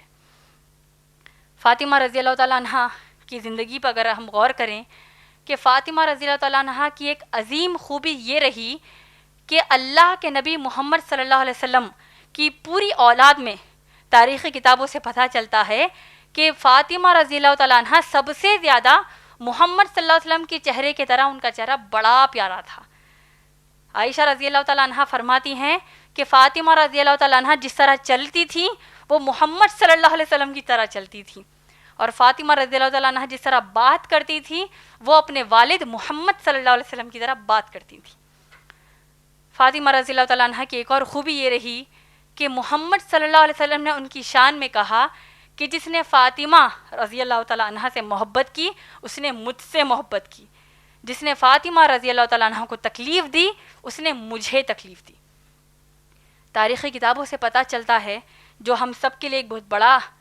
बहुत ही बड़ा लेसन है, वो ये कि फ़ातिमा रज़ी अल्लाह ताला अन्हा जब मोहम्मद सल्लल्लाहु अलैहि वसल्लम पर शैबा की वादी की 3 साल की तकालीफ़ हुई, जिसमें खदीजा रज़ी अल्लाह ताला अन्हा का बाद में इंतकाल इस तकलीफ़ से हुआ, ख़ुद फ़ातिमा रज़ी अल्लाह ताला अन्हा का भी इंतकाल इस वाक़े के बाद हुआ, जबकि उनकी उम्र वो वक्त सिर्फ 6 से 7 साल थी। जब वो इतनी बीमार होगी 6 से 7 साल में, और उनके इंतकाल की वजह ये शैबा की वादी के तकालीफ हुए, जबकि फ़ातिमा रज़ी अल्लाह ताला अन्हा का इंतकाल मोहम्मद सल्लल्लाहु अलैहि वसल्लम के इंतकाल के 6 महीने के बाद हुआ। फ़ातिमा रज़ी अल्लाह ताला अन्हा की एक और ख़ूबी ये है कि उम्मे सलामा रज़ी अल्लाह ताला अन्हा एक मोहम्मद सल्लल्लाहु अलैहि वसल्लम की बीवी फरमाती हैं कि फ़तह मक्का के बाद जब अल्लाह के नबी सल्लल्लाहु अलैहि वसल्लम अपनी बीवियों के साथ बैठे हुए थे, अपनी लख्त जिगर फ़ातिमा रज़ी अल्लाह ताला अन्हा को बुलाया। फ़ातिमा रज़ी अल्लाह ताला अन्हा के कान में 2 राज कहे। जैसे एक राज पर फ़ातिमा रज़ी अल्लाह ताला अन्हा वो रो पड़ी, दूसरे राज पर वो हंस पड़ी। उम्मे सलामा रज़ी अल्लाह ताला अन्हा पूछती हैं फ़ातिमा रज़ी अल्लाह ताला अन्हा से मोहम्मद सल्लल्लाहु अलैहि वसल्लम के इंतकाल के बाद कि वो क्या बात थी जो आपके बाबा मोहम्मद सल्लल्लाहु अलैहि वसल्लम ने कर दी कि पहले राज पर आप रो पड़ी और दूसरे राज पर हंस पड़ी। फ़ातिमा रज़ी अल्लाह ताला अन्हा फरमाती हैं कि मेरे बाबा मेरे नबी मोहम्मद सल्लल्लाहु अलैहि वसल्लम ने कहा, ऐ मेरी बेटी, मेरे मौत का वक्त क़रीब आ चुका है, मैं बहुत जल्द इस दुनिया से जाने वाला हूँ। जिस पर फ़ातिमा रज़ी अल्लाह ताला अन्हा कहती हैं कि मैं रो पड़ी। और बाद में मेरे बाबा मोहम्मद सल्लल्लाहु अलैहि वसल्लम ने फरमाया कि मोहम्मद सल्लल्लाहु अलैहि वसल्लम ने कहा, ऐ मेरी बच्ची फ़ातिमा रज़ी अल्लाह ताला अन्हा, जन्नत की औरतों की सरदार आप रहेंगी। जिसके ऊपर मैं हंस पड़ी। फ़ातिमा रज़ी अल्लाह ताला अन्हा इतनी ज़्यादा खूबियों वाली एक औरत थी माशाल्लाह, जहाँ पर वो फर्माबरदार बेटी का किरदार निभा रही हैं, वहाँ फर्माबरदार बीवी का भी निभा रही हैं, और फिर एक बेमिसाल माँ का भी ज़बरदस्त किरदार निभा रही हैं।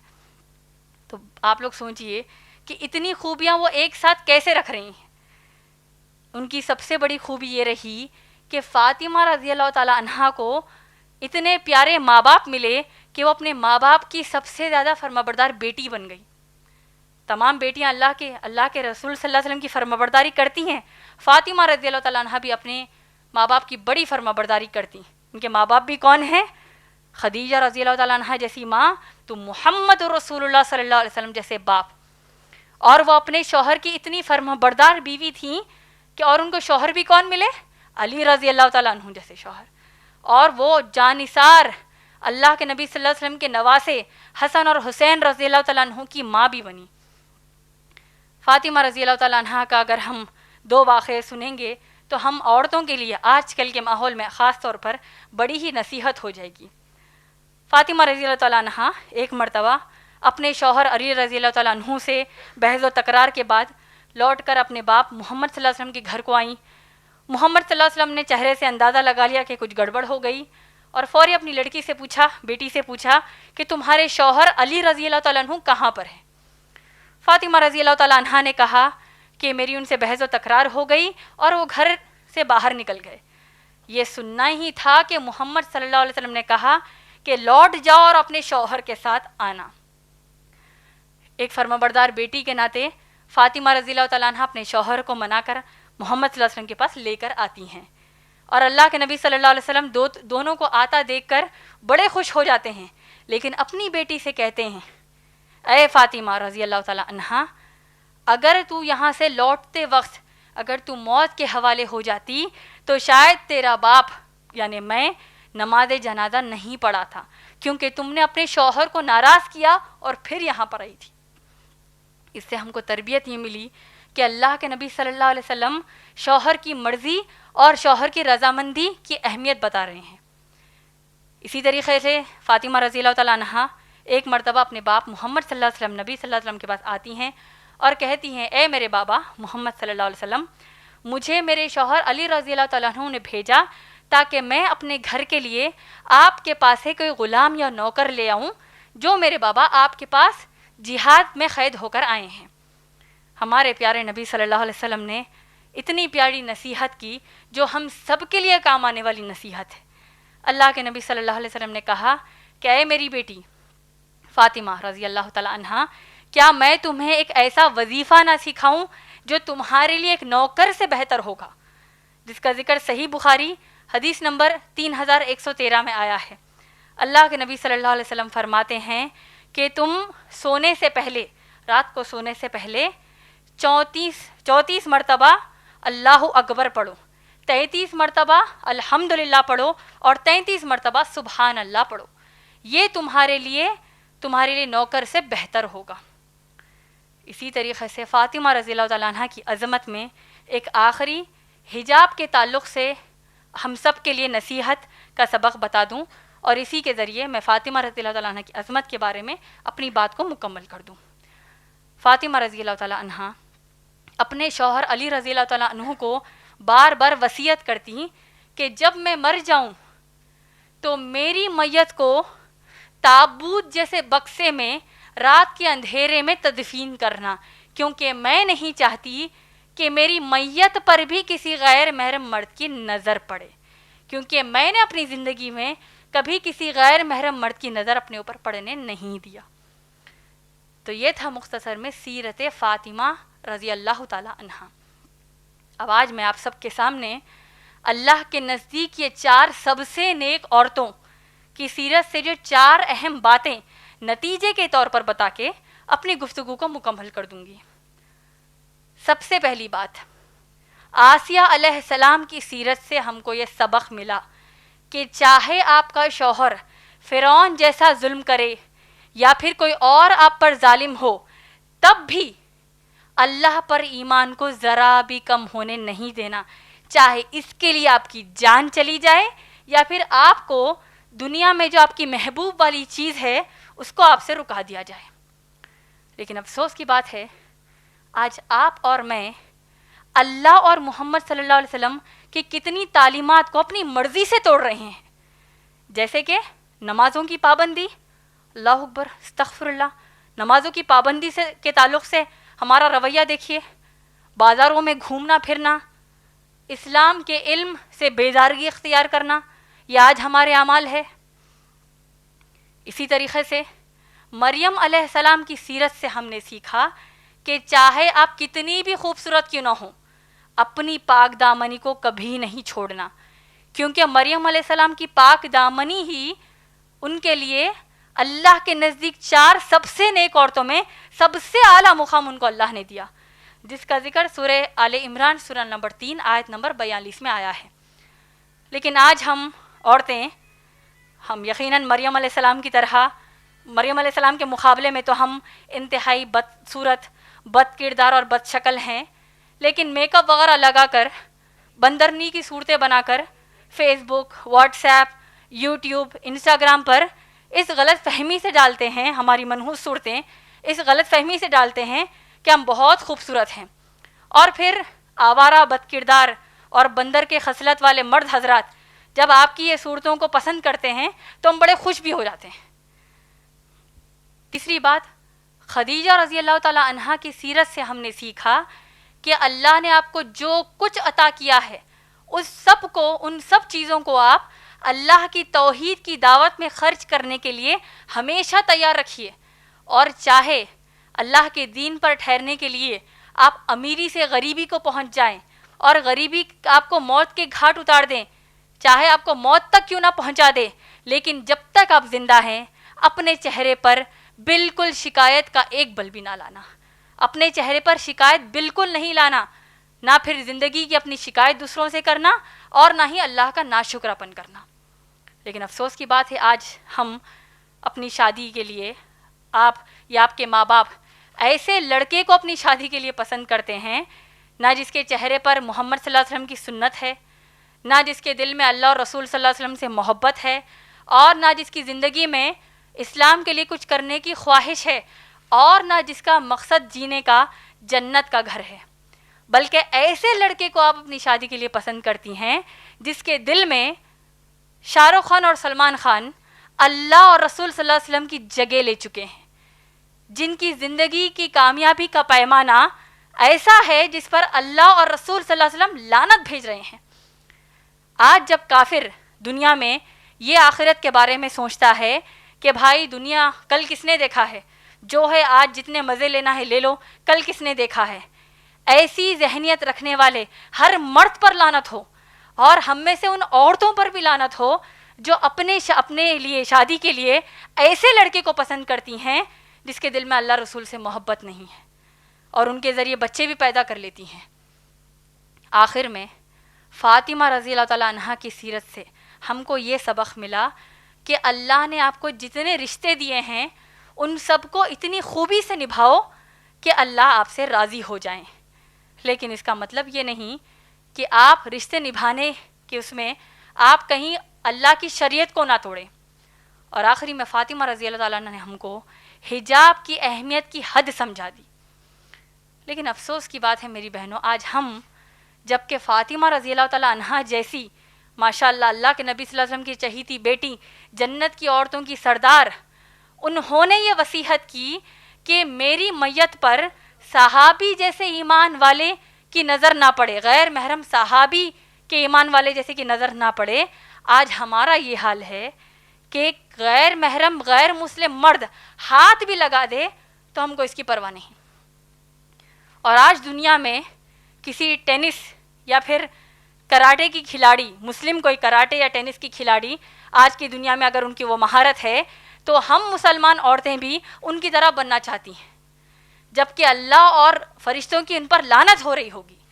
اور یہ مسلمان عورتیں جو آج کی دنیا کے حساب سے کامیاب مسلم عورتیں ہیں، یہ لوگ نہ صرف بے حجاب ہو رہی ہیں بلکہ غیر مسلم مردوں کے ساتھ ہاتھ ملانا، ان کے گلوں میں ہاتھ ڈال کر تصاویر لینے سے نہیں شرماتی. اور آج ہم جب دنیا ان کو کامیاب مسلمان عورتیں مانتے ہیں، ہم بھی ان کو کامیاب مسلمان عورتیں سمجھ لیتی ہیں. ان لعنتی مسلم عورتوں کو ہم کامیاب سمجھتی ہیں، بغیر یہ سوچے اس بات کو ہم بھول جاتی ہیں کہ ہماری فاطمہ رضی اللہ تعالیٰ عنہ نے وصیحت کی کہ میری میت پر غیر محرم کی بھی نظر نہ پڑے. اپنی اس تقریر کو ایک دعا سے مکمل کرنا چاہتی ہوں کہ اللہ سبحانہ تعالیٰ ہم سب مسلم عورتوں میں اللہ کے نزدیک 4 سب سے نیک عورتوں کی خوبیاں بھر دیں، اور دنیا چاہے ناراض ہو یا راضی، اللہ سبحانہ تعالیٰ ہم سے ہمیشہ راضی رہیں. آمین. وآخر دعوان الحمدللہ رب العالمین. انشاءاللہ اب میں آپ سب کو میری تقریر کا عنوان بتا دوں. میری تقریر کا عنوان ہے عظمت قرآن. الحمدللہ وحدہ والصلاة والسلام علی من لا نبی بعدہ وعلی آلہ واصحابہ اجمعین. اعوذ باللہ من الشیطان الرجیم. بسم اللہ الرحمن الرحیم.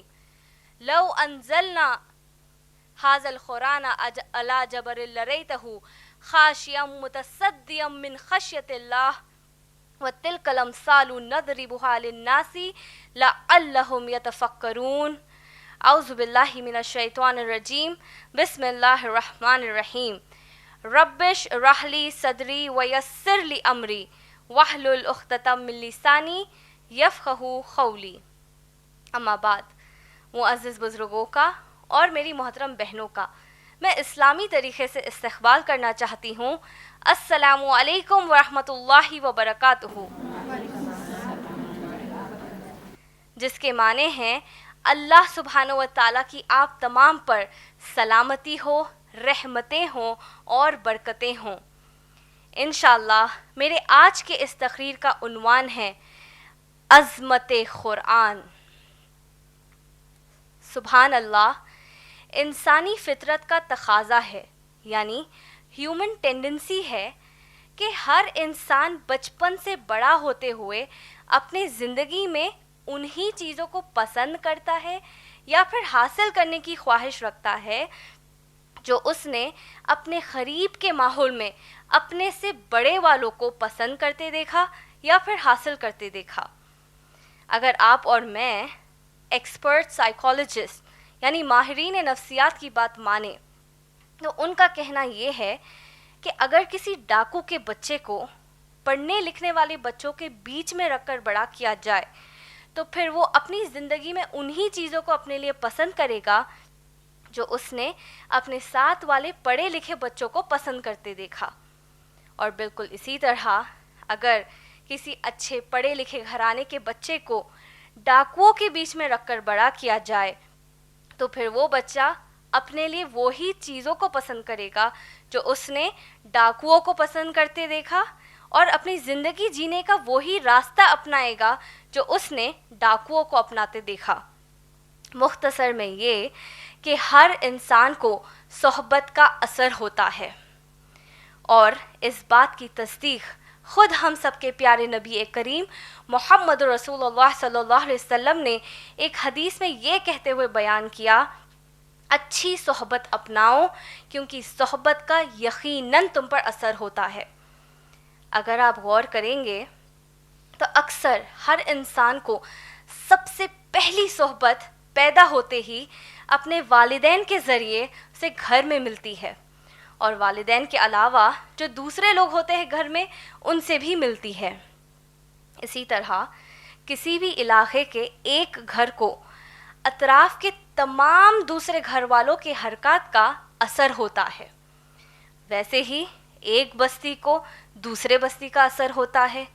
اور جس قسم کی اور جس خصلت کی جتنی زیادہ بستیاں کسی ایک شہر میں ہوں گی تو پھر اس شہر کے ماحول کا اثر اطراف کے تمام دوسرے شہروں پر پڑتا ہے. اسی طرح کسی بھی ریاست کا یعنی کسی بھی اسٹیٹ کے ماحول کا اثر دوسری ریاستوں پر پڑتا ہے، اور جس ریاست کا ماحول یعنی جس اسٹیٹ کا ماحول زیادہ اثر والا ہوگا تو پھر وہی سارے ملک کا یعنی ساری کنٹری کا ماحول بنائے گا، اور پھر اس ملک کے ماحول کا اثر اطراف کے تمام دوسرے ممالک پر پڑتا ہے. لہٰذا یہ بات عام سمجھ آتی ہے کہ جو بھی ممالک طاقتور ہوں گے دولت وغیرہ سے تو بآسانی کمزور ممالک والے طاقتور ممالک والوں کی طرح زندگی اپنانے کی کوشش کریں گے، کیونکہ انہیں تو یہی سمجھ میں آئے گا کہ شاید طاقتور ممالک والوں کی طرح زندگی گزارنے میں ہی کامیابی ہے. اور پھر امیر خواہش کرے گا کہ وہ ہمیشہ امیر رہے، طاقتور خواہش کرے گا کہ وہ ہمیشہ طاقتور رہے، اور غریب خواہش کرے گا کہ اس کی غریبی جلد از جلد ختم ہو. امیر، طاقتور اور غریب، ان تینوں کی یہ تین خواہش بالکل جائز ہے، لیکن سوال یہ اٹھتا ہے کہ یہ تین طبقے والے انسان اپنی ضروریات کو کس طرح پا سکتے ہیں. اگر آپ دیکھیں گے تو انسانوں میں کچھ انسان جس کو دوسرے کئی انسانوں پر اختیار ہوتا ہے، وہ اپنے اپنے علاقوں کے لیے کچھ قانون بناتے ہیں، اور تاکہ ان کی خواہشات بھی پوری ہو اور کمزور لوگوں کی ضروریات بھی پوری ہو. لیکن جب ایسے قانون بنانے والے زمین کے الگ الگ حصوں میں بستے ہیں تو پھر ایک زمین کے ایک علاقے والوں کی ضرورت یا خواہش دوسرے علاقے والوں کی ضرورت بن جاتی ہے. اور پھر انسانی تاریخ گواہی دیتی ہے کہ ایک علاقے والے دوسرے علاقے والوں سے اپنی ضروریات اور خواہشات کو پوری کرنے کے لیے ایک دوسرے سے جنگ و جدال کرتے ہیں اور ساری زمین پر خون خرابہ اور فساد برپا کر دیتے ہیں، جس کے بعد دنیا کے ایک ایک کونے میں ناانصافی اور لوٹ مار کا بازار گرم ہو جاتا ہے. ایسی جہالت کے ماحول میں امیر غریب کو کچل دیتا ہے، طاقتور کمزور کو کچل دیتا ہے، طاقتور کمزور علاقوں پر قبضہ کر لیتا ہے. اور انسانیت کی تاریخ میں ایک بات جو ہر ماحول میں دیکھی گئی وہ یہ ہے کہ مرد حضرات کی اکثریت عام طور پر عورتوں کی اکثریت سے زیادہ ہوتی ہے. اور یہی وہ وجہ ہے اگر انسانیت میں سب سے زیادہ کسی کے حقوق مارے گئے تو وہ عورتوں کے حقوق ہے. اکثر ظلم و ستم کی وجہ یہی ہوتی ہے کہ ظلم کرنے والے کو ذرہ برابر بھی ڈر نہیں ہوتا کہ اس سے کسی عدالت میں اپنے اعمال کا حساب لیا جائے گا، جس کی وجہ سے امیر عیاشی سے نہیں ڈرتا، طاقتور قتل و غارت گیری سے نہیں ڈرتا، اور غریب اپنے خواہشات کو پوری کرنے کے لیے چوری، لوٹ مار اور ڈکیتی جیسی لعنتی چیزوں سے نہیں ڈرتا. پہلے انسان سے لے کے آج تک جب کبھی ایسے جہالت کا ماحول عام ہوا تو پھر ساری انسانیت کے خالق اللہ نے بار بار ہر دور میں انسانوں کے بیچ ان انسانوں کو جو اللہ کے نزدیک نیک ہوتے ہیں انہیں رسول بنا کر چنا، نبی بنا کر چنا، اور ان رسولوں کو اپنے دور میں ہونے والے ناانصافیوں اور ظلم و ستم کو ختم کرنے کے لیے ہدایت کی کتابیں نازل کیں، اور اور جو ان کتابوں میں علم دیا وہ ایسا علم تھا جو انسان کبھی خود سے جان ہی نہیں سکتے، اور انہیں بتایا کہ ان سب کو پیدا کرنے والا ایک ہی رب اللہ ہے، اور اس سب کو یہ زندگی اور اس زندگی کے خواہشات صرف امتحان لینے کے لیے دی گئی ہیں، جس کے بعد ہر ایک کو موت آئے گی اور سب کو اللہ جو کہ خالق ہے ان اللہ کے سامنے جمع ہونا ہے اور اپنے اعمال کا حساب اللہ کے سامنے اکیلے دینا ہے. جس کسی شخص کے اعمال اللہ سبحانہ و تعالیٰ کے احکامات کے فرما برداری میں تھا تو پھر ایسا شخص انشاءاللہ ہمیشہ ہمیشہ جنت میں رہے گا، اور وہ شخص جس کے اعمال اللہ سبحانہ و تعالیٰ کی نافرمانی میں تھے، یہاں تک کہ اللہ کے برابر کسی اور کو شریک کر دینا یا اللہ کے علاوہ کسی اور کی عبادت کرنا، یہاں تک کہ اللہ کے وجود کو ہی رد کر دینا، تو پھر ایسا شخص ہمیشہ ہمیشہ جہنم کی آگ میں جلایا جائے گا. بیوقوف اور جاہل انسان نے انسانیت کے تاریخ میں اس حد تک ہمت کر دی کہ اس نے اللہ کے نبیوں کا ہی قتل کر دیا، اور جو اللہ نے احکامات کی کتابیں نازل کی تھی یا ہدایت کی کتابیں نازل کی تھی انہیں بدل کے رکھ دیا. تو پھر اللہ سبحانہ و تعالیٰ نے آخری مرتبہ اپنے آخری نبی اور آخری رسول یعنی ہم سب کے پیارے محمد رسول اللہ صلی اللہ علیہ وسلم پر آخری مرتبہ اس آخری کتاب کو نازل کیا، قرآن کو نازل کیا. تو میری بہنوں آئیے اب ہم اس عظیم کتاب کی عظمتوں کو سمجھنے کی کوشش کرتے ہیں. لیکن آپ سب کو سب سے پہلے یہ بتا دوں کہ قرآن کی عظمت اتنی زیادہ ہے کہ اگر میں قرآن کی عظمت پر بیان دیتی چلی جاؤں تو آپ تمام سننے والے اور میری بولتے بولتے زندگی ختم ہو جائے گی، لیکن عظمت قرآن کا حق بیان نہیں ہو سکے گا. تو انشاءاللہ اس مختصر سے وقت میں قرآن کی کچھ عظمتیں، چند عظمتیں آپ سب کو بتا دوں. قرآن کی سب سے بڑی عظمت یہ ہے کہ اللہ سبحانہ و تعالیٰ نے جس رات اس کتاب کو نازل کیا تھا وہ رات اللہ کے نزدیک اتنی اہم ہے کہ اللہ سبحانہ و تعالیٰ نے اس رات کے نام کا سورہ اس قرآن میں نازل کر دیا، جو سورہ قدر سورہ نمبر 97 ہے، جس میں اللہ سبحانہ و تعالیٰ فرماتے ہیں. سب سے پہلے اللہ کہتے ہیں کہ بے شک ہم نے اس کو، یعنی اس کتاب کو قدر والی رات میں نازل فرمایا. اور پھر اللہ سبحانہ و تعالیٰ دوسری آیت میں یہ کہتے ہیں کہ آخر یہ تم کیا جانتے ہو کہ لیلۃ القدر کی رات کیا ہے. اور پھر تیسری آیت میں اللہ سبحانہ و تعالیٰ خود جواب دیتے ہیں کہ قدر کی رات 1000 مہینوں کی رات کے برابر ہے. تو ماشاءاللہ ہمیں یہ بات سمجھ آتی ہے کہ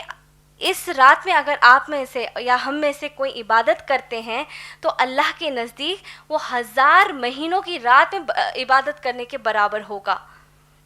دوسری بات یہ جو قرآن کی عظمت یہ ہے کہ جس طرح قرآن سے پہلے والی کتابیں جیسے کہ تورات، زبور اور انجیل کو یہودیوں اور عیسائیوں نے بدل دیا تھا،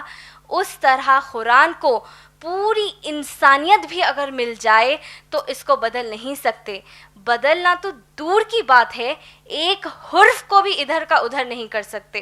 کیوں؟ کیونکہ اللہ سبحانہ و تعالیٰ نے سورہ ہجر سورہ نمبر 15 کی آیت نمبر 9 اور سورہ فصلت سورہ نمبر 41 کی آیت نمبر 42 میں یہ اعلان کیا کہ اللہ خود اس کتاب کی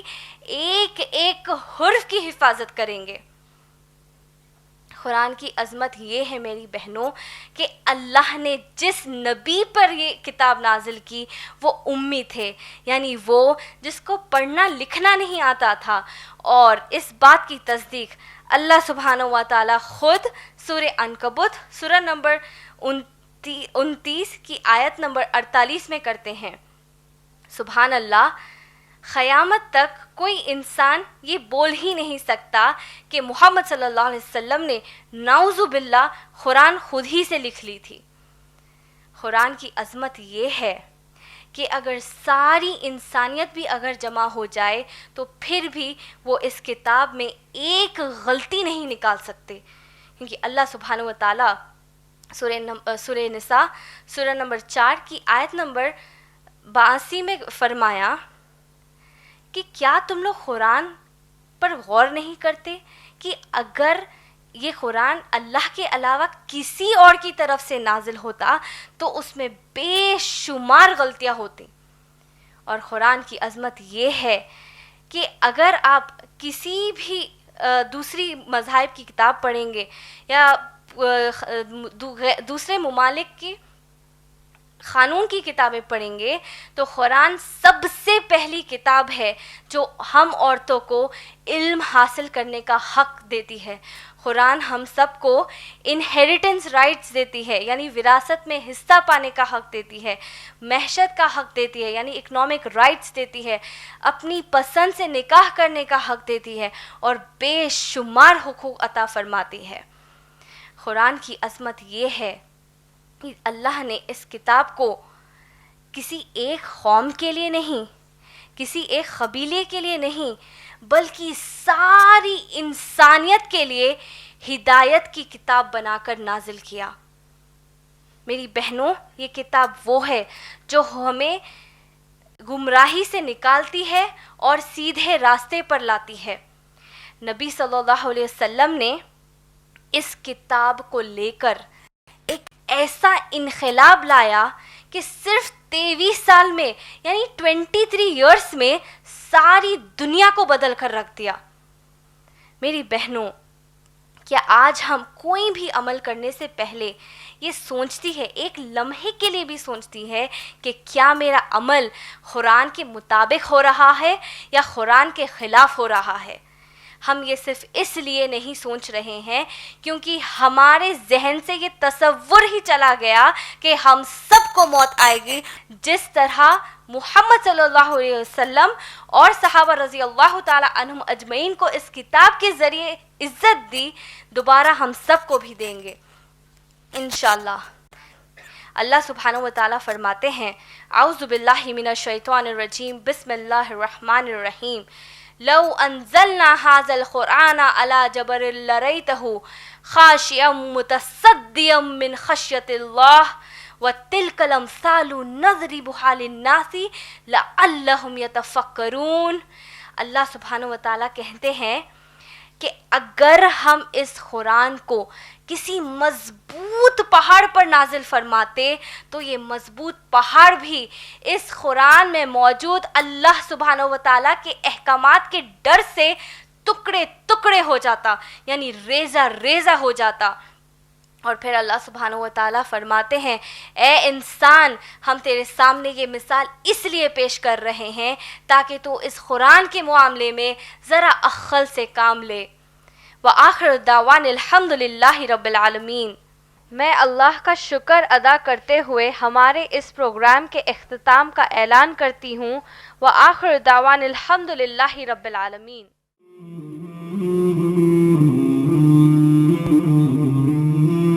Mm-hmm.